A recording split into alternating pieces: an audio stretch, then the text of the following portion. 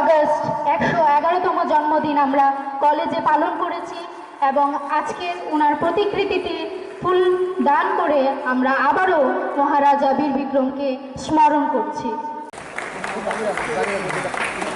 আমরা নিবেদন করব সম্মানীয় অতিথি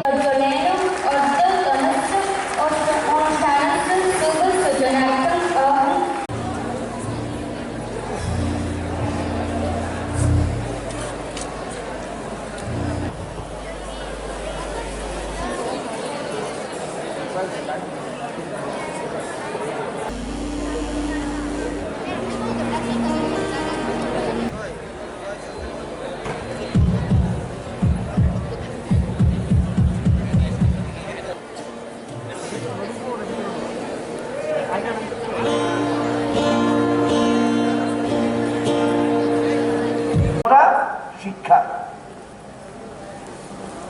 শোনাটা একটা মূল্যবান শিক্ষা এবং শিক্ষার আরম্ভ হয় ডিসিপ্লিন দিয়ে, অনুশাসন দিয়ে শিক্ষার আরম্ভ হয়। সমাজের উন্নতি হয় অনুশাসন দিয়ে, রাষ্ট্র শক্তিশালী হয় অনুশাসন দিয়ে, মানুষের জীবনে উন্নতি হয় অনুশাসন দিয়ে। স্কুলে হয়তো যখন আপনি আরো ছোট ছিলেন, ছাত্রছাত্রী আরো ছোট ছিল, স্কুলে ছিল তো মা বাপ অনুশাসন শেখাতো, টিচাররা শেখায়, কিন্তু কলেজ এমন একটা জায়গা এখানে সেলফ ডিসিপ্লিন খুব দরকার। যখনই ছাত্রছাত্রী নিজেকে সেলফ ডিসিপ্লিন করতে পারবে, সেই ছাত্রছাত্রী জীবনে সফল হবে। এরকম হল ছিল না, এত জাঁকজমকও ছিল না, কিন্তু সুন্দরভাবে হতো, কালচার ভাবে হতো।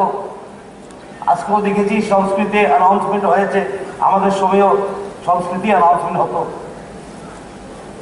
যাই হতো ছোট হতো, কিন্তু ডিসিপ্লিন পেতে হতো। যাই হতো সবকিছু ডিসিপ্লিন পেতে হতো। শিক্ষামন্ত্রী বলেছেন আজকে আনন্দের দিন, আনন্দ করা উচিত ইন এ ডিসিপ্লিন ম্যানার। কারণ এই এমবিবি কলেজের ঐতিহ্য অনেক, খুব বড় ঐতিহ্যময় কলেজ। আমরা যখন এমবিবি কলেজ ছাত্র ছিলাম তখন এই কলেজ ছিল কলকাতা ইউনিভার্সিটির আন্ডারে, এবং কলকাতার ইউনিভার্সিটির আন্ডারে একটি নামি দামি কলেজ ছিল।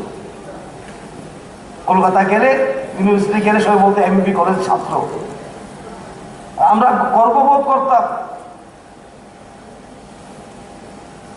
কলকাতায় কোনো কলেজে গেলে পড়তে, হায়ার স্টাডিজ করতে গেলে আমাদের জিজ্ঞাসা করতো আপনারা কোথায় থেকে এসছেন। আমরা বলতাম ত্রিপুরার এমবিবি কলেজ থেকে এসছি। আমরা সম্মান পেতাম। সবাই জানতো ছাত্র মহলে এবং প্রফেসরদের মহলে যে এমবিবি কলেজ একটা নামি দামি কলেজ, এবং সেই ঐতিহ্যকে জীবিত রাখা, অক্ষুণ্ণ রাখা, ঐতিহ্যকে আরো বাড়ানোর দায়িত্ব ছাত্রছাত্রীদের। আর শিক্ষামন্ত্রী ঠিকই বলছেন, নবীন বরণে যারা আসছে, কলেজে ঢুকবে নতুন হয়ে, ওদেরকে জানা উচিত আমি কোথায় যাচ্ছি, কোন কলেজে পড়ছি, এটার ইতিহাস কি, এটার ঐতিহ্য কি, এটার মূল্যবোধ কি। এছাড়া আমাদের প্রফেসর আমাদেরকে বলতো আগে, উনি এখন নেই জগতে, বাবা মতো বাবু,